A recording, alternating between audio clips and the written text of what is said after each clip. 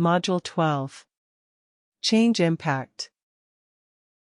In this module, we will look at change impact, including the change impact, risk and continuity model, key inputs in the change initiative, the McKinsey-Sevens model, gap analysis and change severity impact.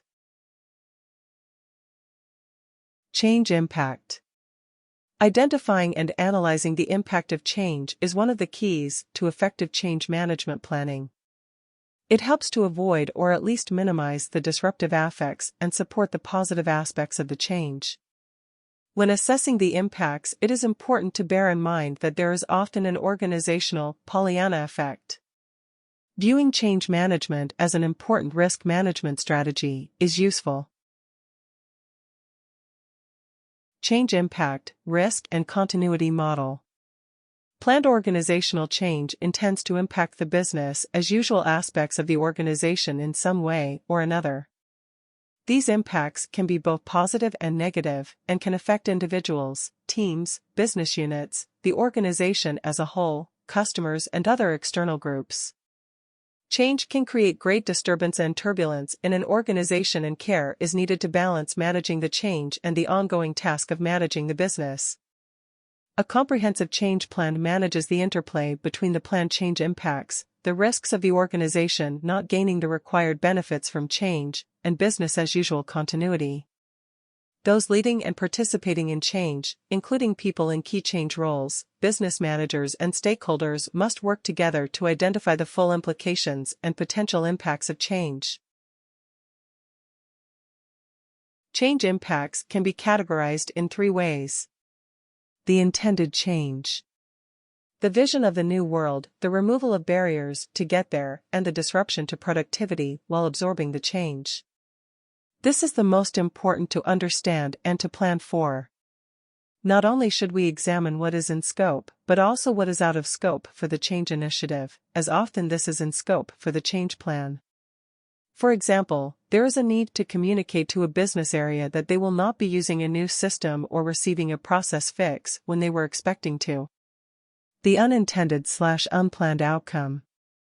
System outages, process workarounds and misdiagnosed behavioral responses are a few of these.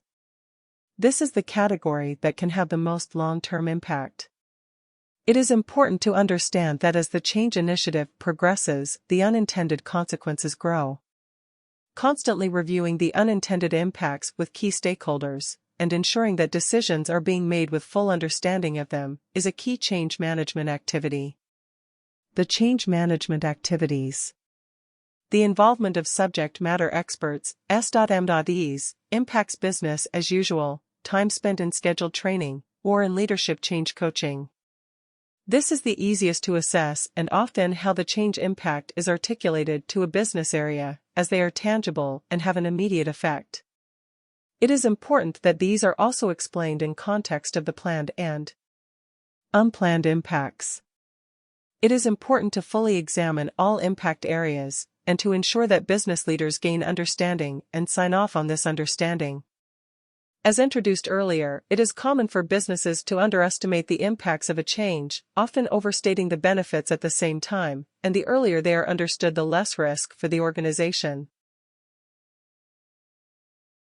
Key inputs. When starting to identify the impacts of any change initiative, there are a number of key inputs, the most important of which are the detailed proposal and plans for the change initiative. These will have identified the change, the deliverables, and the benefits of and the risks to the change happening. For the sake of completeness, the change plans should also identify high-level impacts and activities to manage those impacts as a basis for the change management budget. If this level of analysis was not completed as part of the planning phase, it should be done as part of the impact assessment phase. The gap analysis, also covered in your handbook in Chapter 2, Section D3. This forms a high-level view of the starting point, current state, and the ending point, future state, of the organization and therefore the gap that needs to be managed. The stakeholder assessment. This will help you to identify the key business areas and whether external stakeholders, i.e. customers, will be impacted. Chapter 4 in your handbook explores this in more detail. McKinsey 7S Model.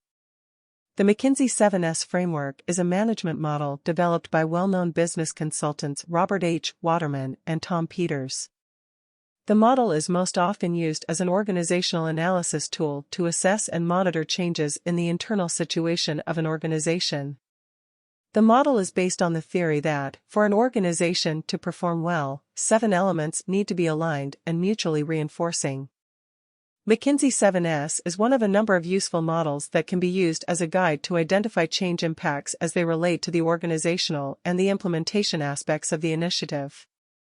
The 7 internal aspects of an organization that need to be aligned and mutually reinforcing if it is to be successful are: strategy, the plan devised to maintain and build competitive advantage over the competition; structure, the way the organization is structured and who reports to whom; systems, the daily activities and procedures that staff members engage in to get the job done; shared values, called superordinate goals when the model was first developed. These are the core values of the organization that are evidenced in the corporate culture and the general work ethic; style, the style of leadership adopted; staff, the employees and their general capabilities; skills, the actual skills and competencies of the employees working for the organization.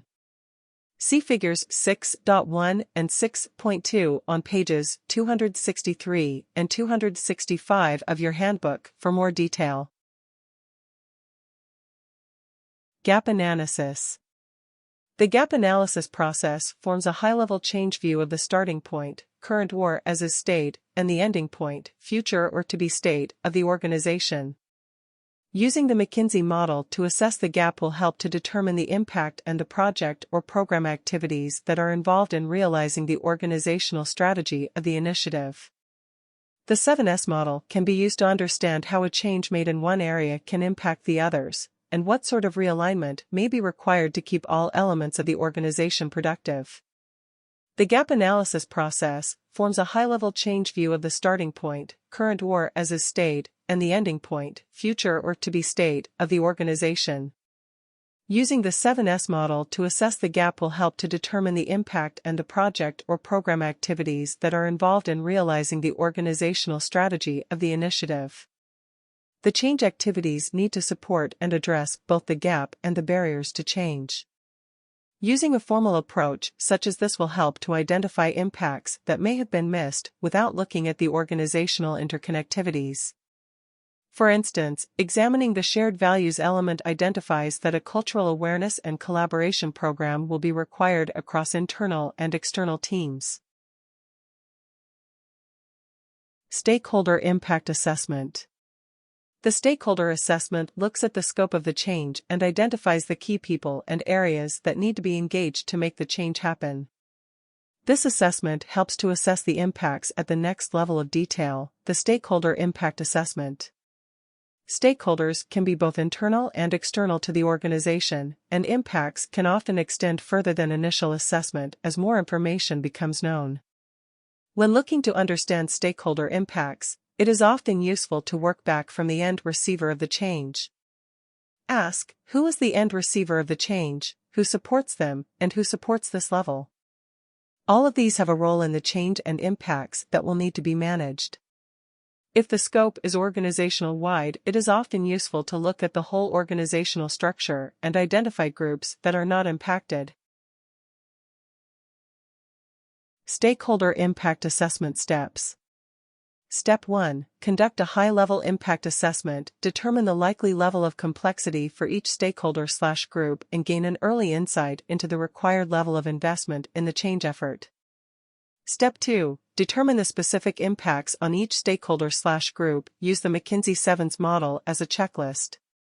Step 3. Analyze impacts in more detail for each business area, analyze and understand the specific impacts change will have on each business area and what needs to happen for the change to be deemed successful.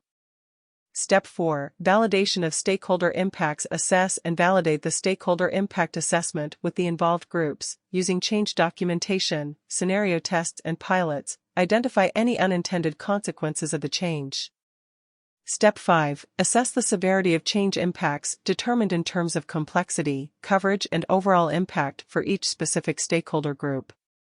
There is a series of useful illustrations in Tables 6.4, 6.7, describing how these steps can be applied in practice.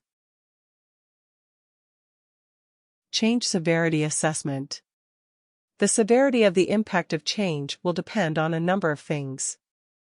The environment, i.e. external factors, the culture of the organization, the strategy/vision, and what else is going on, organizational heat maps. The changeability of the organization. Does the organization have the leadership, structures and frameworks in place to aid this specific change? The history of change in the organization, how well change has been managed previously, and how much cynicism or buy-in to the change is observable. The individual's response to change. Each of the people within the change will be at different stages and will respond in different ways to the change. Please note, the specific contents of the heat map, shown here, and the associated learning will not be examined. The environment, heat maps. Organizational heat maps or road maps differ by organization, however, for each key business area they should provide a time-based view, monthly or quarterly is usual. Impacts for the teams within specific business areas. Both capital projects and business-as-usual initiatives. An illustration of a divisional change heat map for a particular quarter, quarter 2, can be seen in Table 6.8. The contents of the heat map are not examined. This heat map also shows the previous and 2 consecutive impacts for the same teams. Analysis of the heat map highlights the following insights that will be useful for assessment of any project delivering into this environment. 6 initiatives are already impacting this business area and should be assessed for dependencies and whether impacts can be reduced by leveraging change activities already scheduled. There is an overall high impact for the second quarter, with 2 of the 5 teams having a high impact. This should be examined for sequencing in order to alleviate cumulative change impact. The previous and following 2 quarters are also high impact. This is a change-weary business unit that will require additional change activity to support them during this period. History of change. Understanding how well a change will land, and therefore the extent of the impact, will also depend on the history of change in the organization. Many changes will have been tried before, and the amount of cynicism that is experienced within the organization is often a result of previous perceived failures. More information on individual and organizational change can be found in ECMH Chapter 1, Sections B and C. Take a moment to consider this scenario. 2 large commercial product sales organizations are merging with the result that all back-office functions are to be combined and several hundred staff are to be made redundant to achieve substantial running cost savings. Some experienced staff will be offered golden handcuffs or short-term contracts to see the changes through. The merged organization will operate from a single head office, requiring some staff to relocate. Take some time to conduct a high-level stakeholder impact assessment, Step 1, of a change to determine the likely level of complexity for each stakeholder/group and conduct a high-level stakeholder impact assessment, Step 1, of a change to determine the likely level of complexity for each stakeholder/group. End of module. In this module, we have looked at the change impact and the risk and continuity model in order to manage the change.